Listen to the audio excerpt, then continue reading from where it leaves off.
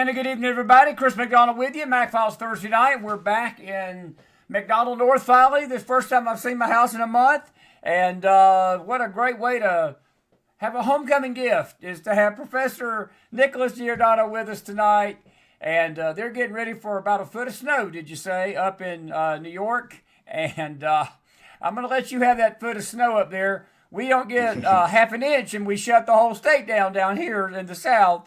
So, but more power to you. It's good to see you, bud. It's been a while. Hope you had a good holiday. Got a lot to talk with you about tonight, and just grateful to have you. Good to see you again on the McFiles. Good to see you as well. And yes, a foot of snow will prevent me from getting to my first day of classes. I'm assuming my college will be closed for the start of the semester, but we'll be back up and running by Tuesday. You'll be back running up by Tuesday. Okay, that sounds good. Well, I hope so. Let's see here. I'm going to try to turn this volume up here. Listen, I want to just talk to you about some different things tonight. The main thing, I've been in Israel for almost 2 weeks, just got back, and I was sort of following things at a distance. But, Professor, I've read your post. I follow you on Facebook, and these protesters in Minnesota, and then you've got on top of that the Somali fraud, the daycares, the lawlessness. I understand tonight that one of the lawyers refused to sign an arrest warrant for Don Lemon, who basically led that charge into that church this weekend, and these ICE protesters in a blasphemous way, disturbed the place of worship. And, there's a lot of people I've listened to, constitutional people, said, look, that's a violation of these people's civil rights. Should have been an arrest. Should have been somebody in jail for that. Nobody is. But, you're a professor. You deal with this. You're a political science major and or teacher. I should say professor, not a major. But what's your thoughts on all this from your perspective? Because, this is, it just stinks, man. It just stinks. And the lawlessness just don't seem to want to stop. Well, there's several levels to it. I mean, here you have the very basics of federalism in question, right? You have a governor of a state, mayor of cities that are saying that the federal government does not have the right to implement federal law in their jurisdictions, which is a complete lie. The truth of the matter is the federal government has every right to enforce federal law, no matter where it is throughout the entirety of the United States. But these governors and mayors, they seem to want to have rules that they could just nullify federal law, and they can't do that. The South tried doing that once. It didn't work out too well for the United States, and it really didn't work out well for the South. So you have them playing politics. The second level of this is that it doesn't have to be this way. And I think that, to me, is the most frustrating aspect to this. You have Governor Walz, you have Mayor Frey, who, if they just allowed their police departments and the correctional facilities to work with ICE, ICE would not have to go into the communities to arrest and remove rapists and child molesters and pedophiles from our society. So they are playing it from the purely political angle. They think it's actually helping them in politics, and to a certain degree, maybe it's helping them amongst the far left within their society, but it's actually hurting the United States. It's weakening the safeguards that the founding fathers put in place, and the separation of powers that exist, the institutionalized conflicts that exist. So that, to me, is a really big problem. And they're also putting communities in jeopardy, because I'd much rather ICE go to a local police department to pick up a gangbanger or whoever it is that's illegally here. And that would work itself out very well, as opposed to going into the middle of a community.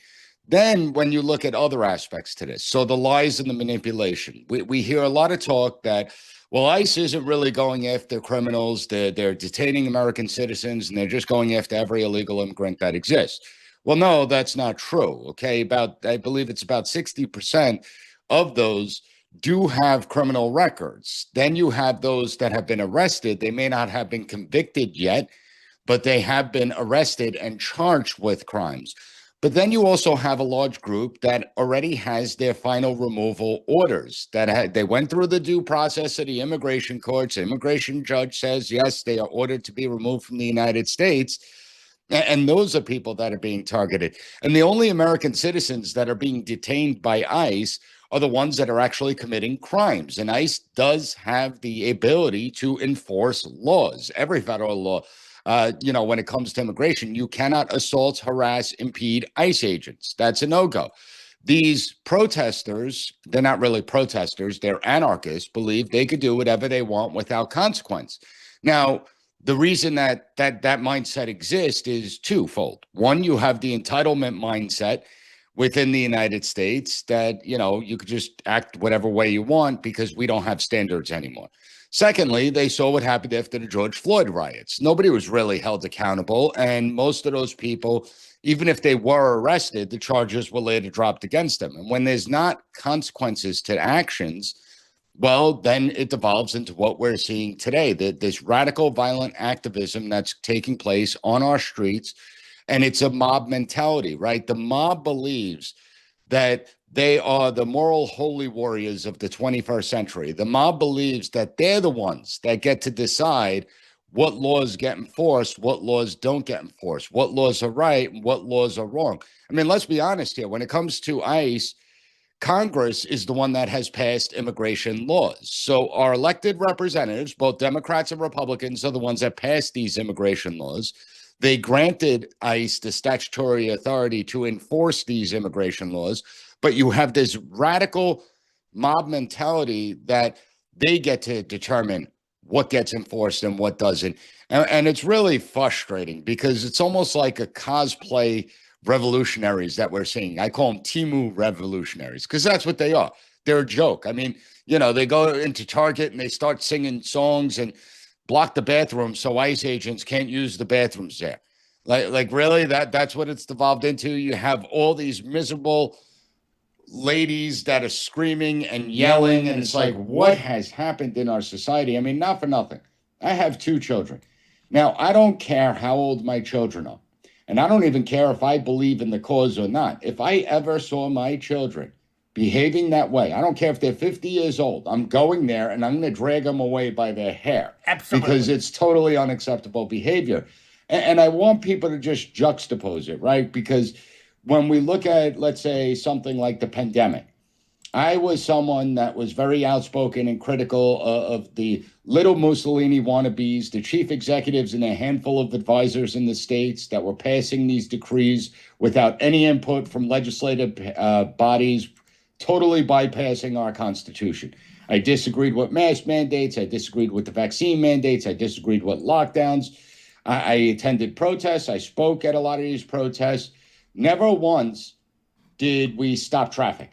Never once did we commandeer a college campus. Never once did we take over a store. Never once did I see anyone assault someone else. We didn't harass. We didn't impede anyone. And it really juxtaposes the difference between how many Republicans and conservatives and independents may act and then those on the left. I mean, listen, I don't like paying taxes. I don't think anyone likes paying taxes, but I really don't like paying taxes, especially when I know it's going to fraud, waste, and abuse. But it still does not give me the right to harass and impede IRS agents. I can't sit there and spit on them and throw things at them. I can't stop them from collecting taxes. And that's the mutual understanding you have in any civilized society. But these people want to dismantle the structure of the United States. Without a doubt. And I'm glad you brought up the George Floyd thing because I think that gets lost in this, that this is really George Floyd's the second. I mean, this is like a George Floyd 2 event.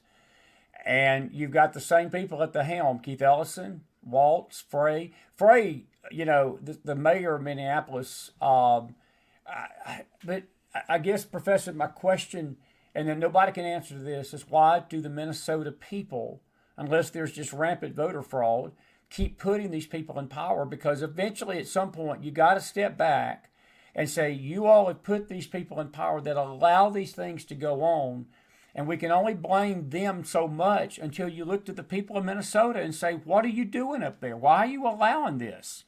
Well, I think that's an excellent question. I mean, I look at it here in my backyard, right? New York City. We just had an election in November.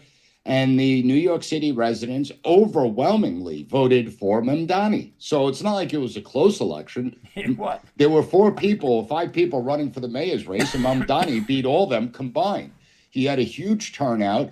And I stated after he won, the one thing I give Mamdani credit for is he was very open and honest. He's like, yeah, I am a Democratic Socialist of America Party member, and I do believe in socialism, and I do believe Absolutely. socialism is the path forward. He was very honest, and people still went out to vote for him. So I explained, at what point do we stop blaming the politicians and start blaming the people that are putting the politicians in place?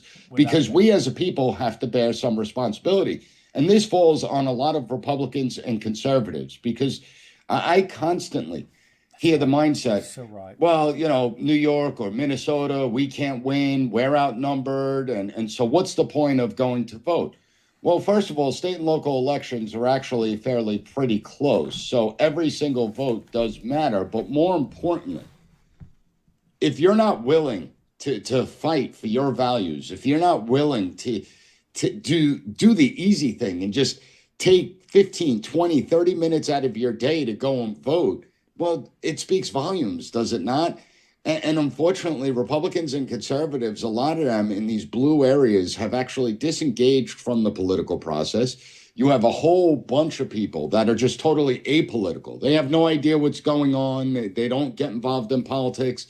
They believe that, well, it's all rigged or corrupt and it doesn't really affect me, so why do I have to pay attention? And so they don't go vote. I mean, let's look at voter turnout in the United States. For local elections, it's between 10 and 25%, depending on the jurisdiction. That is pathetically low. For statewide elections, it's usually anywhere from 30 to 50%, depending. If a governor's running, it's going to be at 50%. If it's just statewide offices, it's usually going to be around 30%. Then you look at a presidential election. We don't have huge turnout. People will be like, oh, this is the biggest turnout ever. Yeah, it's still only about 55, 56%. I mean, voter turnout in presidential elections is anywhere from 46% to about 58%.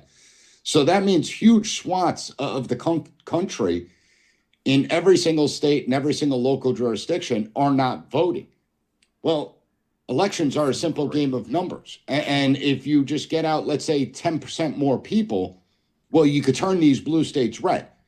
People think, well, it's impossible for a state like New York to go red. Well, actually, it's not. Because if I just go back 26 years ago, we had a Republican governor, we had a Republican Senate in New York, and we had a Republican mayor in New York City.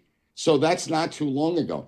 Now, sooner or later, it will flip. I think that the more incidents that we see of the Minneapolises, the more chaos, the more anarchy, I do believe that you will start to see some of these blue states turn red. And I think 2024 was actually a good indicator of that. Why? Because President Trump won every single swing state. And what was pretty much Trump's message, the main message was about immigration. And it was about getting rid of illegal immigrants. It was about closing the borders down. And a lot of people gravitated towards that message. So I do believe that the more chaos and unrest we see, I think it helps Republicans. But I also think it damages the country that this is happening, because you have people like a Governor Walz, like a Mayor Frey, that are destabilizing the system, that are undermining the system. And it's either that they don't know and understand the concept of federalism, or they know damn well what federalism is all about, and they're making the choice to undermine our system. So well said. Do you believe that Pam Bondi and the Department of Justice are doing enough to hold these high-level officials accountable? Because what I get, the echo that I get out here in the echo chamber of the world after we get off these shows and people talk to me, there's a lot of frustration that people say, why can't we go arrest Don Lemon? Why can't we go arrest Tim Walz? Because he was the orchestra leader. Keith Ellison was the orchestra leader of this fraud in these daycares. You cannot tell me that the state and the AG of the state didn't know these daycares were fraudulent. There's evidence growing that Keith Ellison was bankrolling them. I mean, there's just that the frustration out here in the real world is this: if me and you did something like that, if we put the Lurie Daycare Center together and we couldn't spell our first names, Professor, you would be teaching from Alcatraz, even though it's not rebuilt yet. I'd be doing my podcast beside you in the next cell from Alcatraz, because we'd be in jail. And that's what the frustration is out there in this country tonight. because these high-ranking officials get away with it. Where does that fall? Is that on Bondi? Is that on Patel? Who is this falling on that they're not proceeding? Or is it just justice in general that we got to dot all our I's and cross our T's and we just need to be patient and hopefully something to work? Because I tell you Well, I what, think there's a combination of factors at play. Now, first of all, in full disclosure, and my audience at the PAS report knows this, I was never a fan of Bondi. I criticized when he first appointed her. I think that for an attorney general, you need a real pit bull in there. yes, you do. And I don't think she's a pit bull. And I think that was evidenced within the first few weeks with the whole Epstein saga that broke out and everything. The reality is that she doesn't have the respect of DOJ employees. I don't think that, I think they hide information. I don't have evidence of that, but I don't think they give her all the information she needs. And I just don't think she was the right person for the job. With that being said, she's there, and that's what we have to deal with. But as far as the arrest go, because I hear Republicans always say, oh, all these people deserve to be thrown in jail and blah, blah, blah. There are some clear-cut cases, right? The ones that were walking into church were clear-cut, and arrest warrants have been issued. Several people have been arrested. The magistrate judge wouldn't sign off on the Don Lemon's arrest, but that doesn't fall on Pam Bondi. That's the judge that's making that decision. Obviously, I think he's an ideological judge, but that's irregardless. When it comes to the fraud and the corruption, there are major problems. So first of all, the DOJ has to investigate. Investigations take time, especially when we're talking about defrauding the United States of America and grant funding, and you have to bring in the forensic accountants and all that.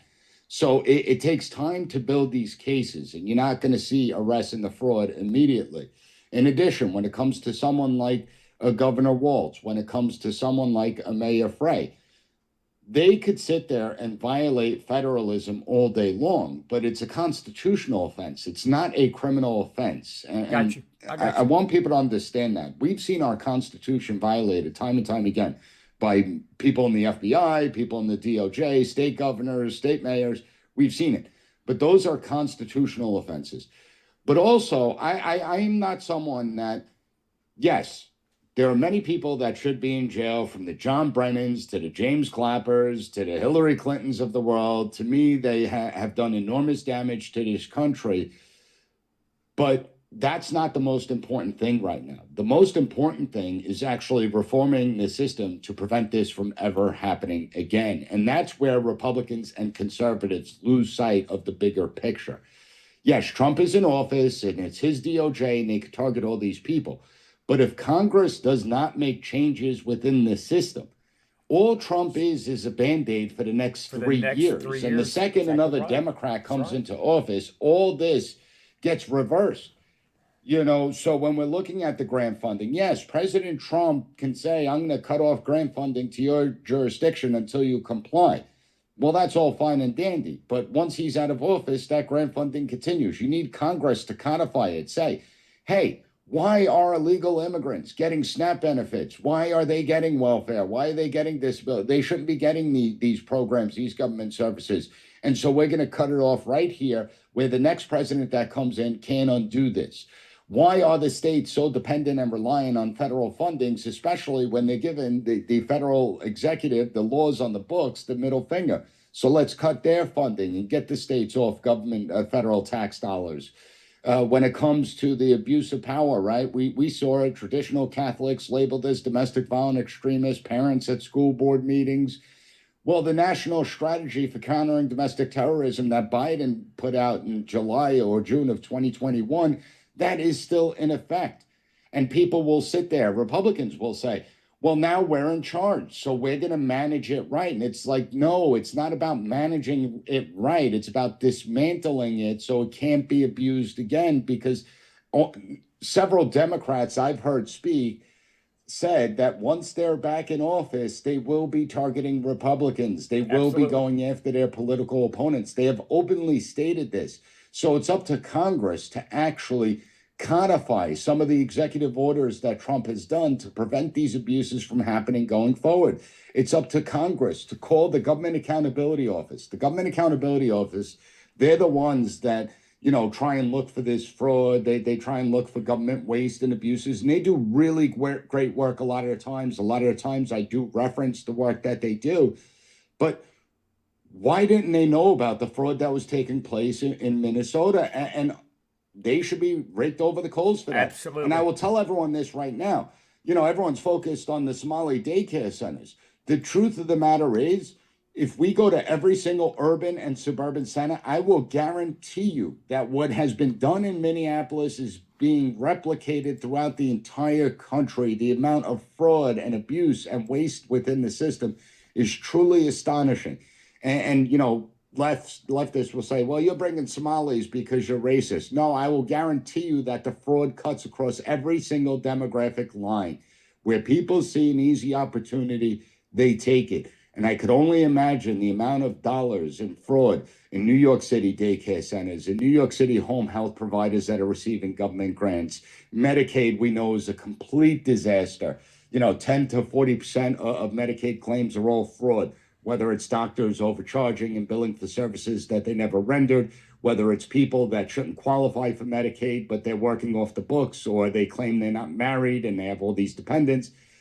The entire thing needs to be revamped, but it needs to be done through Congress. So the next Democratic president can't just, okay, well, now we're going to allow the border to be invaded again. Now we're going to allow the grant funding to go out. We're going to allow the fraud to take place, and we're just going to turn a blind eye to it. Yeah, good stuff. And I can't add nothing to that. I do want to ask you an opinion question. Are you more disappointed in Bondi or Congress? Because I think both. the Republicans... I think they're both pathetic. Congress is... I try to be respectful as I can, but I'm disappointed with Pam Bondi. I'm disappointed with Kash Patel over the FBI. I am someone that criticized the FBI. I've been criticizing the FBI very harshly ever since, Operation Crossfire Hurricane, where they tried to take down President Trump with the Russian collusion hoax. And then we saw abuse after abuse after abuse, and we haven't seen a single reform. If we look at Tulsi Gabbard and the Directorate of National Intelligence, now I disagree with Tulsi on a lot of issues. She's far more liberal. I'm far more conservative. But she is someone that has actually thrown down the gauntlet. She literally cut the OD&I staff by 50%. She fired 50% of the employees and said, we're going to take it back to the levels it was at in 2001. We're not having this bloated staff anymore. She saved billions of dollars for the American public. But more importantly, she declassified every single document memo in her possession showing the abuses that occurred. And it wasn't her words. It was their own emails, the memos that they issued. She showed the collusion and the coordination. She showed how the national strategy was utilized to target ordinary Americans and the censorship that was taking place. And so she was the one that set the standard of what you should do if you're in charge of one of these agencies. And I haven't seen that from Kash Patel. I haven't seen it from Pam Bondi, and I'm very disappointed. And then you have Congress. I don't know what Republicans are doing in Congress. A lot of them are actually pathetic. I don't know, maybe they're scared of being called mean. But you just had a vote a few days ago where 81 Republicans voted to reauthorize the National Endowment for Democracy, even though we know the systemic abuses that have occurred through the National Endowment of Democracy. Republicans, they constantly campaign on things like fiscal responsibility. And yet to get several $1 billion of DOGE cuts codified, it was like this huge issue. And it really is shameful. Just the other day, someone like Senator Chuck Grassley, who I respect. I like Chuck Grassley. He came out and said, I'm not going to vote for the SAFE Act because I don't believe we need voter ID. It's not our job to tell the state and local governments what to do. Meanwhile, in the Constitution, the time, manner, and place of elections is reserved to the states, but Congress can get involved. Congress can set standards, and we do need election standards. And yet you have Republicans saying, no, we don't need voter ID. 85% of the American public supports voter ID. When 85% of the American public supports something, that means that's Republicans, it's a majority of Democrats, it's a majority of independents that are supporting it. Why are you against something like that? Showing an ID, I don't really see that as something that should be controversial. And yet Republicans, I always say Republicans have ideas, but then when they get into office, they backstab the constituents that got them there, and they don't explain themselves, and they let Democrats control the narrative. And I think that's what we're seeing right now. Without a doubt. Do you think this leads to a massacre in November with the midterms? No, I don't. A lot. First of all, I will say I don't like predicting elections because it used to be elections were actually fairly easy to predict. It wasn't hard. And then Trump came on the scene and made it so much more difficult. He threw the monkey wrench and everything. No, very true. But I think the truth of the matter is elections usually come down to economics, right? And so I think that come July and August and September, it's how the American people perceive the economy is how the midterm elections will go. If the American people believe that the economy is doing better, if they believe that their economic livelihood has improved, if they believe that the country is headed in the right direction, I think Republicans can retain the House and the Senate. If the American people believe and feel like, they're still paying too much for food and gas and all that stuff, well, then Republicans are going to lose the election. I think that one of the biggest mistakes the Biden administration made was they kept on going out there saying, oh, the economy is wonderful, the best economy ever, the best Biden ever. People didn't feel that. And you have to be empathetic to how people are feeling. Clinton was a master of that. I feel your pain. Okay. He empathized with those that believed they were having hard economic times. I think that the Trump team has gotten the message. I think they were making the mistake saying how great the economy was doing. I think now they changed course. Now they're saying, listen, we're trying to fix all the things that Biden broke. We're trying to fix the inflation, and we're making gains. We're not where we want to be, but we're making gains. And the American people are really going to see it. So they're explaining it better, and they're explaining how the American people are going to see much more back in their pockets. That cost, listen, I think everyone would agree. You look at the cost of gas, you're saving a good amount of money now. And the gas prices continue to fall. If you're a waiter or a waitress, you're not paying taxes on your tips. If you're working overtime, you're not paying taxes on that overtime. So I think people are seeing it. And I think that, March, April, people are really going to see it when they get their tax returns back. But overall, how people perceive the economy is how the midterm election is going to go. And if the Democrats continue to behave the way that they're behaving and people are perceiving the economy as better, the American people are not going to go with the Democrats. Democrats don't have a plan. Their plan is impeachment, right? So if Democrats get back into power, all you're going to get is impeachment. That's all they have. Other than that, they don't have any solutions to any of the problems ordinary Americans are facing.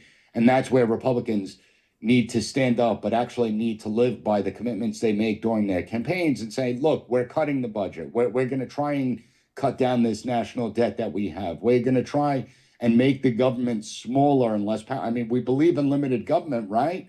Yet government continues to expand. Let's live by the principles that we say we believe in. And I think Republicans could be successful with that. I just put out the new Contract with America on my website. People can check it out. I did a 3-part episode talking about how we get back, how we talk to ordinary Americans, how we get back to the principles of limited government, fiscal responsibility, and what Republicans need to be campaigning on.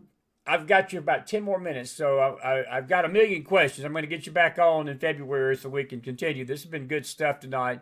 I got to ask you a question. You're on a campus.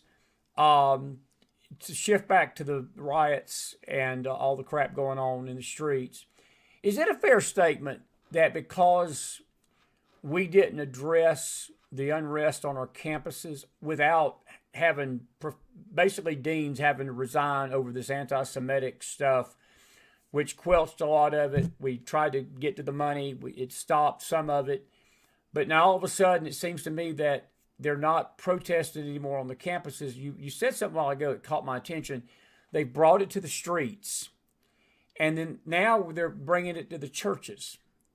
And I guess the question I got to you is, where do you see all this unrest going? Because if the church is not safe to go into, and I got a just blunt question for you, do you believe, as these other constitutional people I've seen on television, that this was a violation of those churchgoers' civil rights Sunday to have these protesters come into that church? Because that is an infringement upon their act of worship because it was a direct assault because that pastor evidently, and I don't know the church, but what I've read, he had ties to ICE. He had probably said some things in his pulpit that these people didn't like. But Professor, that doesn't give you a right, as you said a while ago. We may not like the IRS, but we don't go bombing the IRS's house. And we don't do stupid stuff like that. At least people on the right don't. But is this headed for more intense encounters with law enforcement? And is this coming to a head soon? Because I tell you, it's got the feel that there's no camping down on the left. They're not letting up on this stuff. What's your thoughts on that? Here's the thing. So, first of all, let's look at the hypocrisy of the left, right? Let's just say a bunch of conservatives walked into a mosque as the mosque is holding services and started screaming and yelling and how outraged the left would be, how outraged the media would be.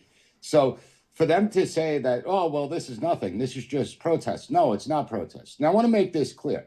I am an advocate of free speech. I am an advocate of freedom to assemble. You have every right to speak your mind. And if you want to yell and shout, you can do that. That is your right as an American. What you don't have a right to do is intimidate others. What you don't have a right to do is to stop traffic. What you don't have a right to do is commandeer buildings. What you don't have a right to do is interfere in faith services, in church services, and bombard the people and tell them that they're privileged. You don't have those rights. That is not protest.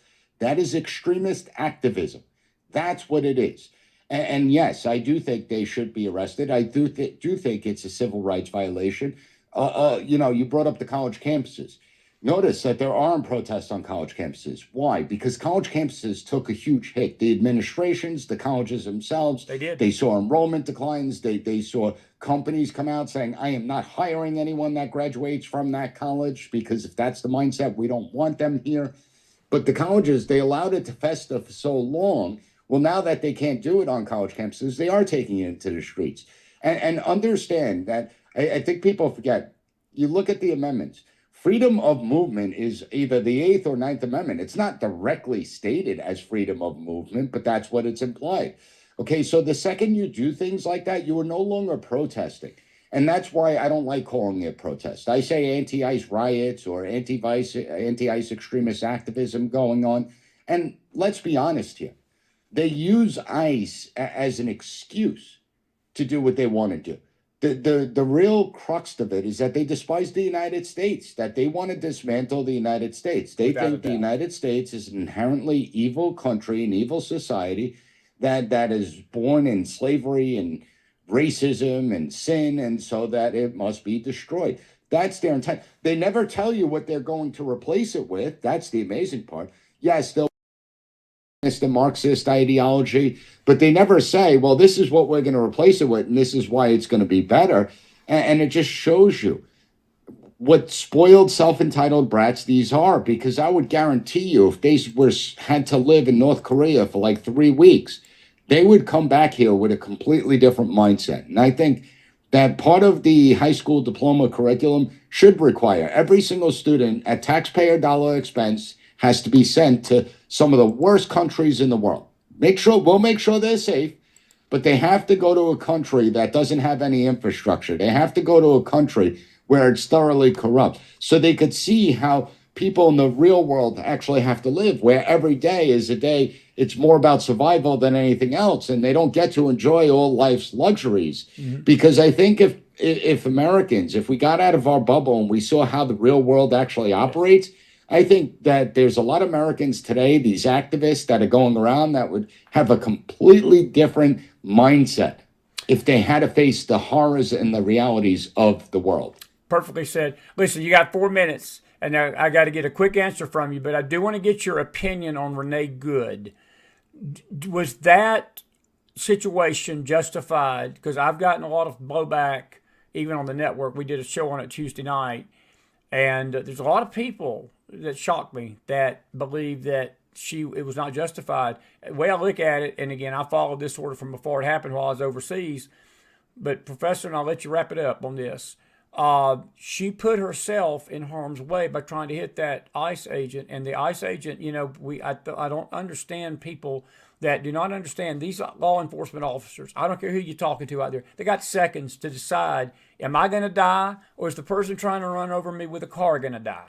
And I think it's scumbaggery of these people to believe that the ICE agent's at fault because he shot her when she was trying to kill him. He had internal injuries, so evidently there was some harm done to him. You got 2 minutes. Give me a quick summary how you saw that, because the way I look at it, I don't mean to sound cold and hard tonight. Well, I got no sympathy.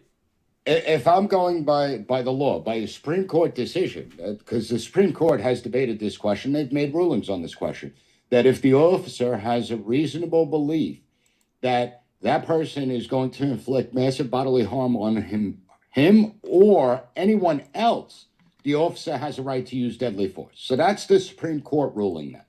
All right. Now, I think that Renee Good is actually the victim, not of ICE.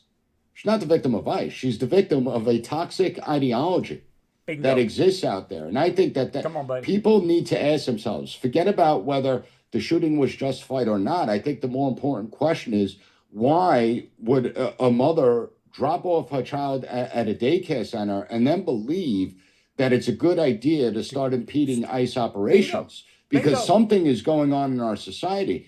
And let's face it, so she was part of these ICE Watch groups that exist, and she was labeled as an ICE Watch warrior.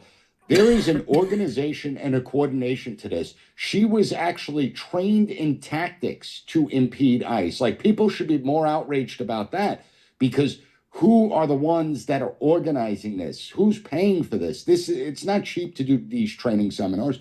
Who is paying? Who's organizing this? We could say George Soros all we want and use him as the boogeyman. Truth is, your tax dollars are probably paying for it, because it's probably going to NGOs that are getting government grants. That's right. We're probably paying for it. But I think that's the biggest story here. Renee Good, I'm not going to besmirch her, and she is a victim. She's a victim of an ideology that said, yes, use your body as a human shield. You know what it reminds me of?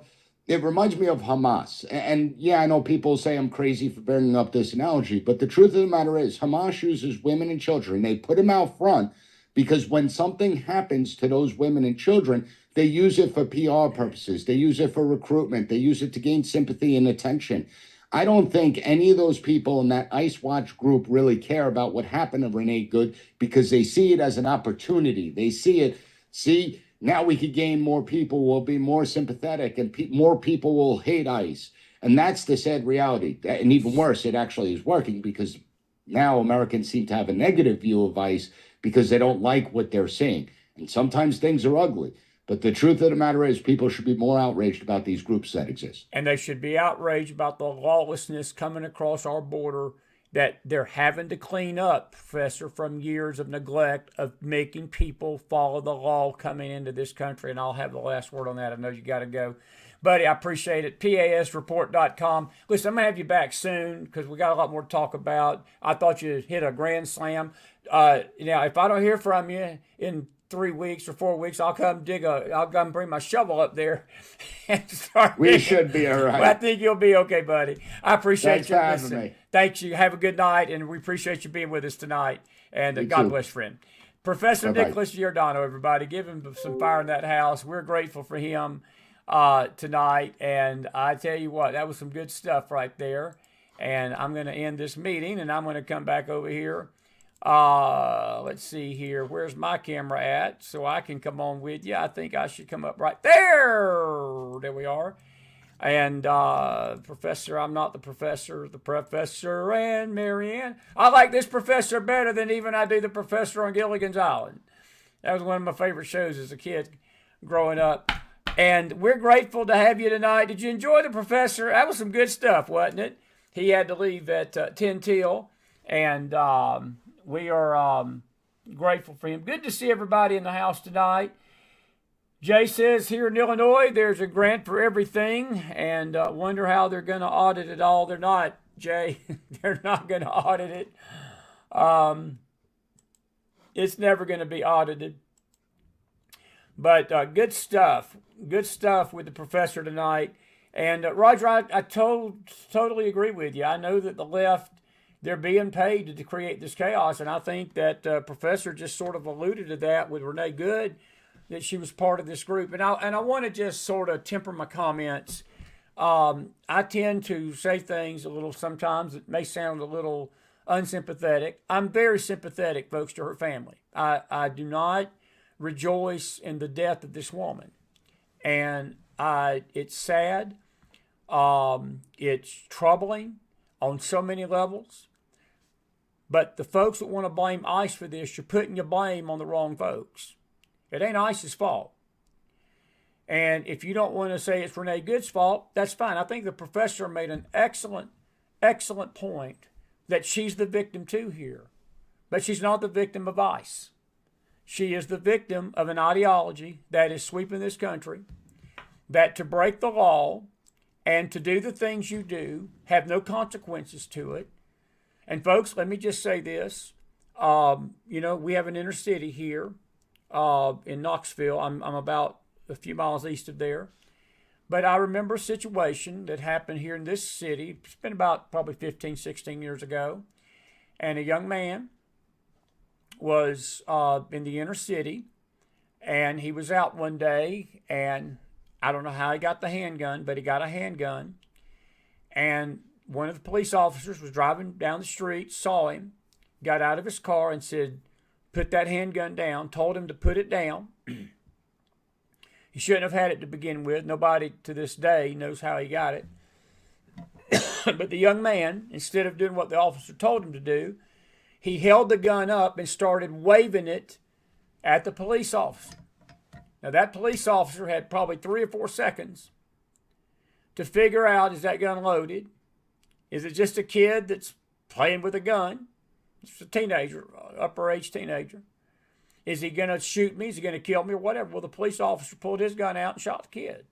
He died later of his wounds. City went up in smoke for a little while. Blamed the officer for that. It wasn't the officer's fault. That's not the officer's fault. No, it's the kid's fault for waving the gun at the officer. He should have known better. But the atmosphere of that inner city that gave him that gun, that kid was a victim of that too. I think Professor made an excellent point on that. And I think that he deserves an A+++ for that. That's why we have guests like Professor Nic Giordano on there. And I think that he hit it out of the park. I think he hit it out of the park. I want to get your thoughts on Renee Good tonight. What are your thoughts on that? What are your thoughts on Renee Good? I will tell you, I'll stand behind ICE, folks. And let me tell you this while I'm at it. While I regret that she's dead tonight, I really truly mean that.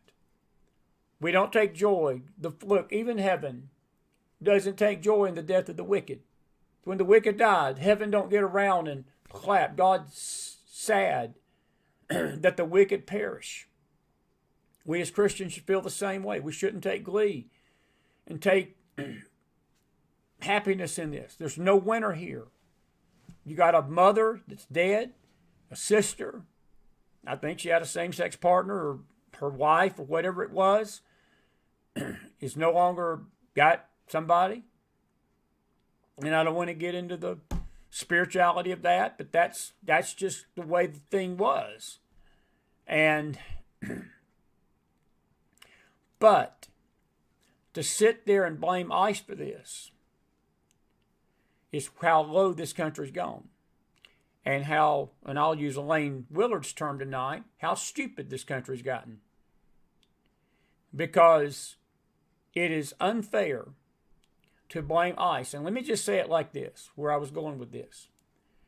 ICE wouldn't have to be on the streets to begin with if our politicians and our governors and our mayors and our former presidents and our Republicans and our Democrats would do their job. And I want to add about 17 vernaculars in front of that word tonight.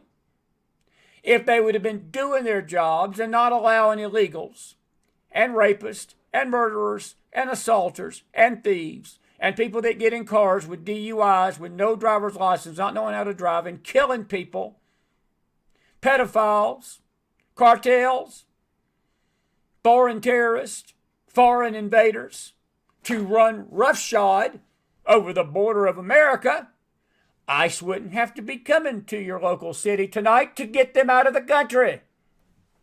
So, if you want to have your righteous indignation, why don't you have it on the politicians that made us allow this mess to get to the place that it got to begin with? That's never mentioned in the discussion about how evil ICE is. They wouldn't have to be doing this. They wouldn't need to be doing this. Renee Good might even be alive tonight if the politicians and the leaders of this country would have been leaders instead of wolves in sheep's clothing and basically hirelings over the nation in allowing these illegals to come in here to begin with. Folks, I don't need to draw this for you in Crown. I've got a very smart audience. I don't have to tell you this. But when you come into a country illegally, you are a criminal. I don't know what part of that we don't get. I've got a 6-year-old. I keep using my 6-year-old grandson. If I told my 6-year-old grandson, explain to this in a color Crown book, he would understand it. But you got people of faith that don't even understand it. You've got spiritual voices that don't understand it. You've got church-going people that don't understand it. We certainly got people in the country that don't understand it. You got voters that don't understand it.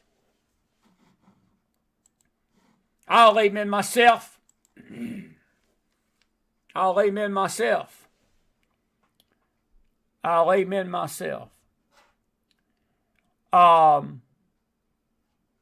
Susan, you say, I support ICE totally. Sad that the woman lost her life. However, she felt she could do what she pleased against the law and thought she had entitlement to block justice. Well, that may be true, Susan, and again, that's the price that she paid for that was sadly the worst price she could have paid.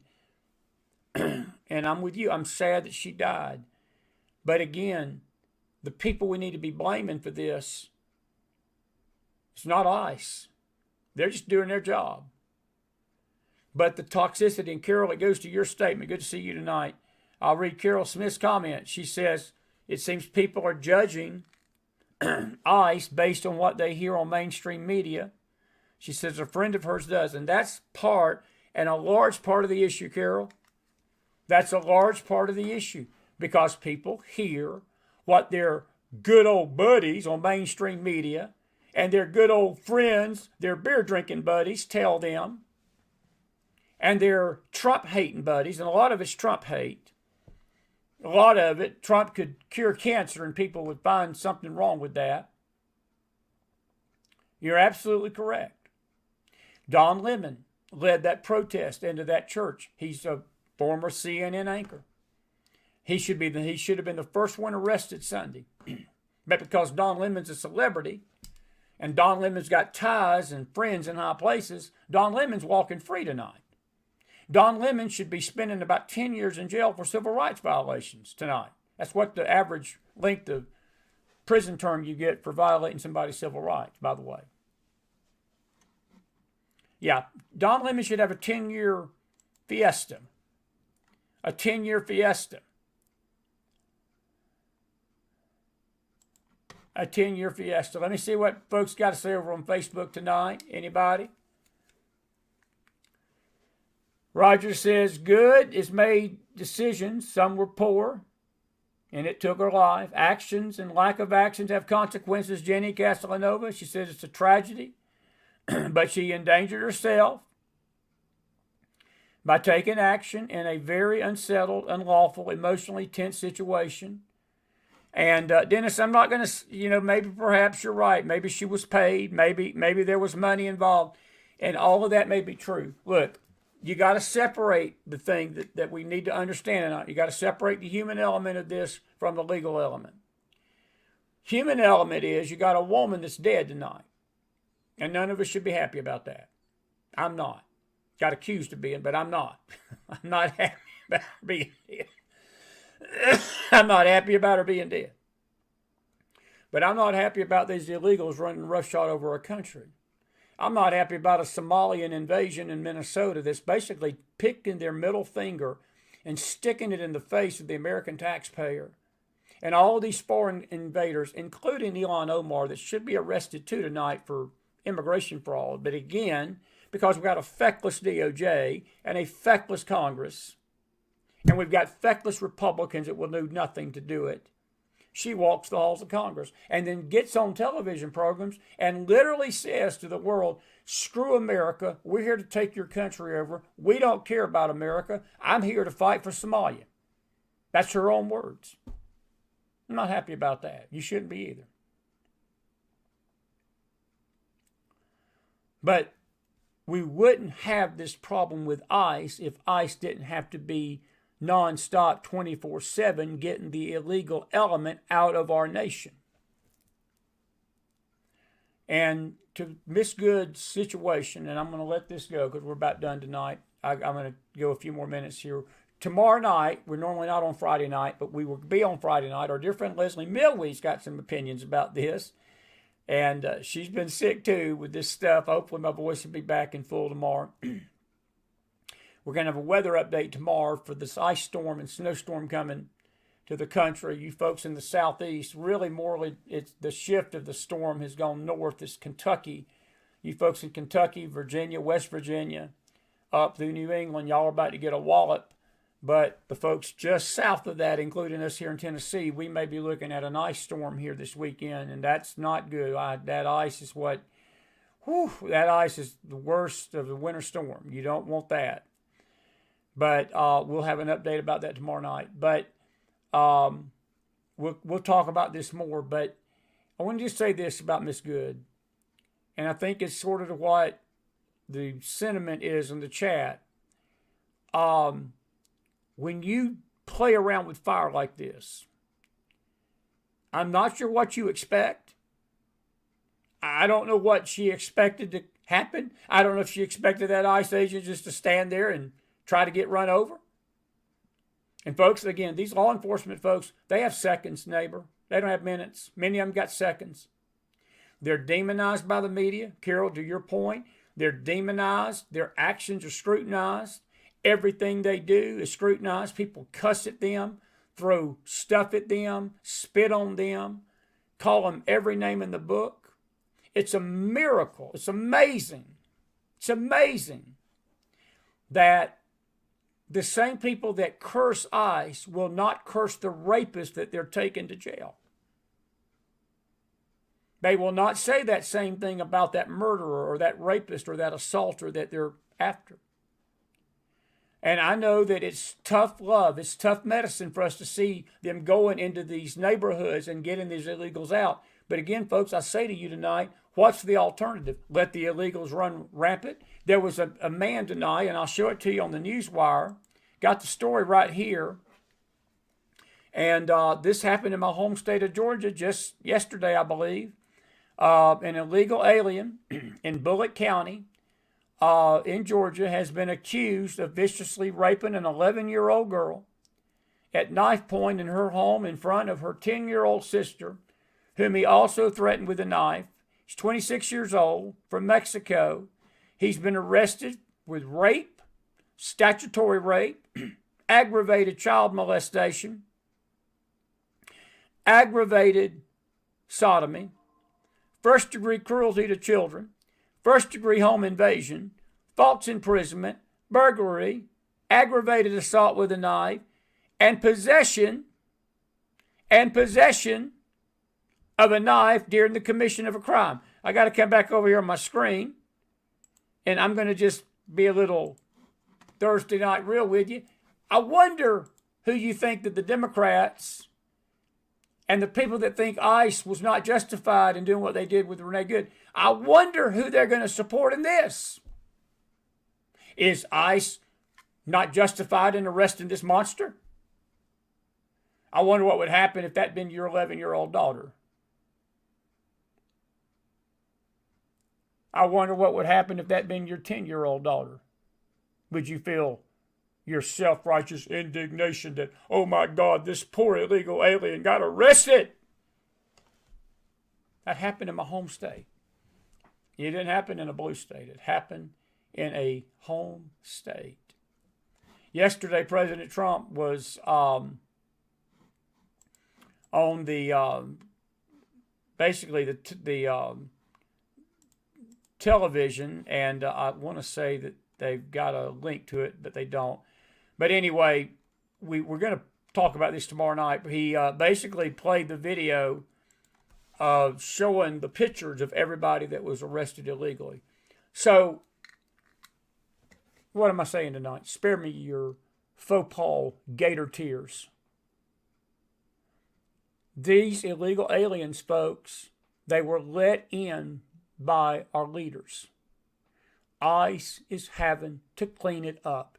You don't like the way ICE is handling the cleanup? Then I tell you what you do. Why don't you go complain to the people that let these people in to begin with? Why don't you go find the individual, Joe Biden, and write the Democrat National Convention a letter and express your disdain for the folks that let these people in to begin with? Your congressmen, your senators, your mayors, your governors, and all your media left-wing personalities that think this is just a joke. It's not a joke anymore for an 11-year-old girl in Georgia. So, I'll leave that be. Anyway.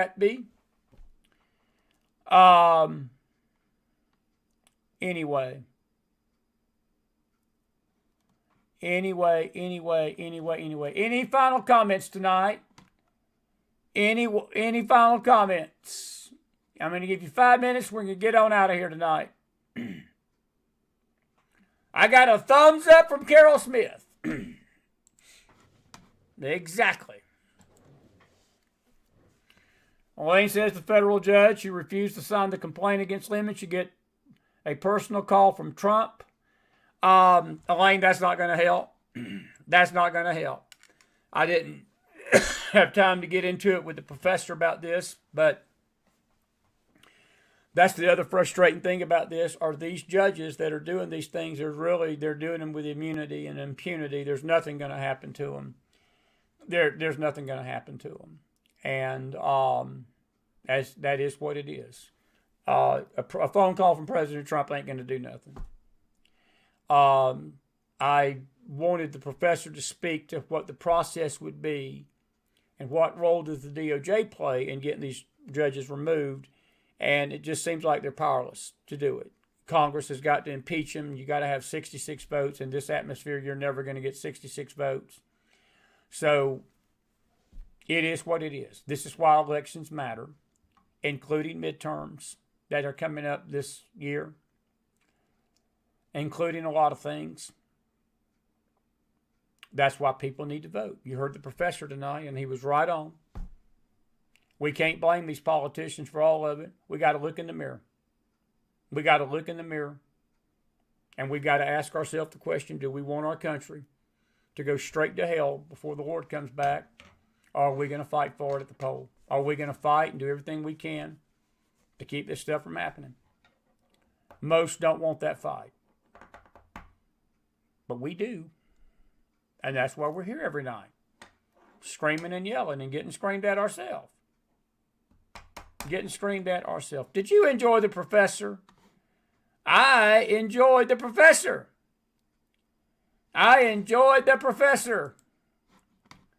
And what a great guest tonight we had. Did you enjoy the show? Put some fire in that house.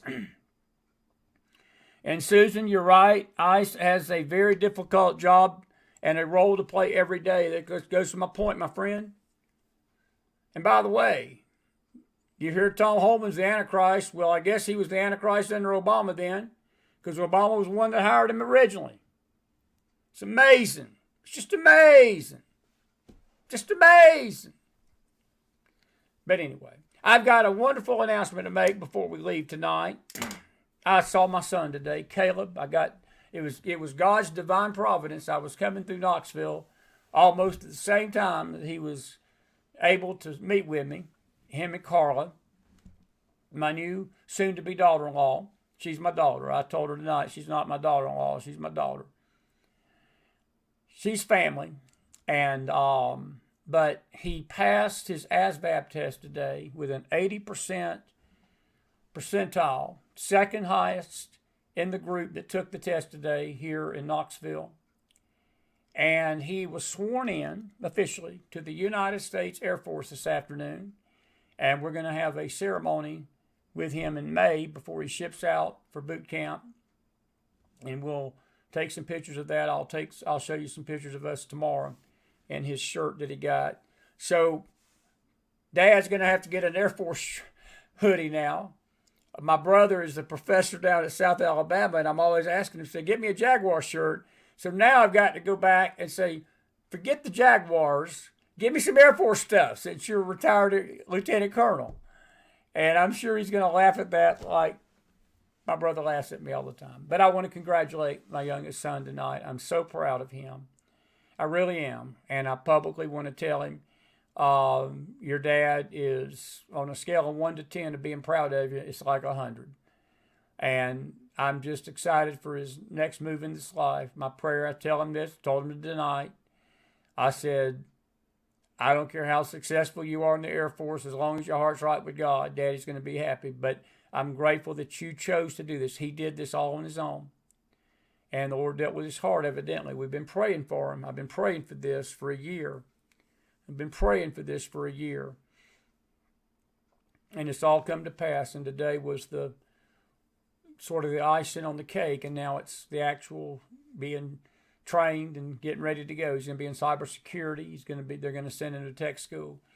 But I could not be more prouder of my kids tonight, especially my youngest. And I hope he knows. He does know, because Dad always tells him this every day anyway. Probably too much. But I don't want him to ever walk around thinking, I wonder how my dad feels about me, because he knows how his dad feels about him every day. I tell him that every day. I bless him every day. Try to. But I'm proud of him tonight. I'm proud of my kids. And I just wanted to share that news with you. And we're going to have a wedding here in February on the 13th. And we're grateful for you all. We got a great lineup starting next week. We're back here at the Bat Cave, as we call it, the Faith Cave now. And I got to get the Christmas tree. This shows you how long it's been since I've been here. The last time I was here, I thought I turned all the Christmas lights off. And I drove up tonight, and all the Christmas trees upstairs in every window, the lights or whatever we put up there, were lit up. I said, well, I guess my neighbors know that we love Christmas around here in the McDonald household, because we still got the Christmas lights going. I got to get the Christmas tree up over from there. But that's the last time I was here in my house, was right before we went to Israel. So, but we've got an absolute jam-up lineup next week. We have got Ricky Wilson Monday night. We got Leslie Milwee tomorrow night. Magdalene Rose is going to join us tomorrow night, too. She said late. And then we've got, who else do we've got next week? We have got Carla Nicole from the Right to Life movement. We got Eric Kieran. Brad Johnson's going to be with us Tuesday night. We've got Eric coming back next week. And there's a possibility we may have Josh and John Rosenstern. We're trying to get them. Mark White will be with us here in a few weeks. But a week from Monday night, we've got a young lady, Olivia Floyd. You've never met her. She was on our trip to Israel with us, and she's the daughter-in-law of Donette Floyd. Her and her mom went on the trip to Israel, and we met them, and just precious people. They're from Houston. We were in the room where Christ possibly had the Last Supper with his disciples the last day that we were there in Israel. We had communion there. And Pastor Eli gave everybody a chance to testify and give a testimony. and it was quick. We couldn't give a long one, but he said, I don't want everybody to do a long one because Olivia has got the long one today. And I'm not going to give up the goods, but I'm going to tell you there's some parents out there tonight, you're struggling with your kids that are in lifestyles they don't need to be in. And it's broken your heart. And you've cried and you prayed and you've cried and you prayed. And you've said, Lord, I just don't see how this is going to end well. Well, I've got a young lady that's going to come on this show. And she's agreed to come on. I'm so grateful she did. And she's going to give you her testimony. And I will tell you, when she's done with this testimony, you're going to have some faith and you're going to have some hope that God can do all things. That with God, all things are possible. It's going to bless your heart. And that's going to be Monday week. So we've got a lot of good stuff coming up as we get into getting the year going here on the show. And we've been grateful for those of you that have given while we were gone. We're back now, and we could use your giving some more again. And you can resume. I went to the mailbox tonight, and I'm going to have to go through some mail tomorrow. But all of you that helped us during this time, I really appreciate you. I really do. And if you do feel led to help the show and the network, folks, please consider doing it financially. We could use your help every day, every night, every week. P.O. Box 265, Jefferson City, 37760. That's our mailbox. We're back. You can send us regular mail there now. And, of course, through the electric deposits and electronic things as well that we always tell you to do. But we want to thank you all for the great support. Now, a week from Friday, a week from tomorrow night, 2-hour special, we're going to show you video and images and talk about our Israel trip from the Holy Land. It's going to take me a week to go through all the pictures. I've got probably 2,000 of them that I've got to sort of organize and get ready for them. And I want to put them in a special for you. And we'll have a time to ask questions about the Holy Land and Israel and so forth. You need to pray for the peace of Jerusalem tonight. You need to pray for Israel. We didn't get into the Gaza situation. We're going to talk about that with Leslie Milwee tomorrow and so forth. So we got a lot of good stuff coming. I hope that you have got something that you have gotten out of the program tonight. If you have, put some fire in that house. God bless you. God bless your families. And God bless this great nation of America. I'm glad to be home. Miss my sweetie, though. She's coming up to be with me next week, and I see her out there in the audience tonight, and she knows I love her, and we just ask you folks that are in the path of these winter storms, whether you're on the snow side or the ice side, be very, very careful this weekend. It's going to be some dangerous stuff down south, and they're still not 100% sure where this thing's going to go. The track of it is going to mean a lot of difference for a lot of people. If the thing shifts back south, we here in Tennessee are going to get a lot of snow, and the ice level goes down into the deep south. So you're not out of the woods yet. They're playing it by ear, but more confidence is growing that most of the ice and snow is going to stay north of the Mason-Dixon line. It's going to be more in Tennessee, Kentucky, Ohio, Virginia, West Virginia, and the Northeast is going to get walloped. Y'all going to get whacked. And we'll give a weather update tomorrow night as we wrap up a week of shows on the McFiles. It's good to be back. It really is. Good to be back with you. We love you. We appreciate you. And Professor Nic Giordano, what a show tonight, huh? Did he do good or not? I tell you what, I thought he did excellent. God bless you out there. I'll see you back here in the morning on the Bible study. Looking forward to being back with my Bible students. And we'll be back here tomorrow night with Leslie Milwee and Magdalene Rose going to chime in on some things. Have a good night, everybody. Be blessed out there. Good night.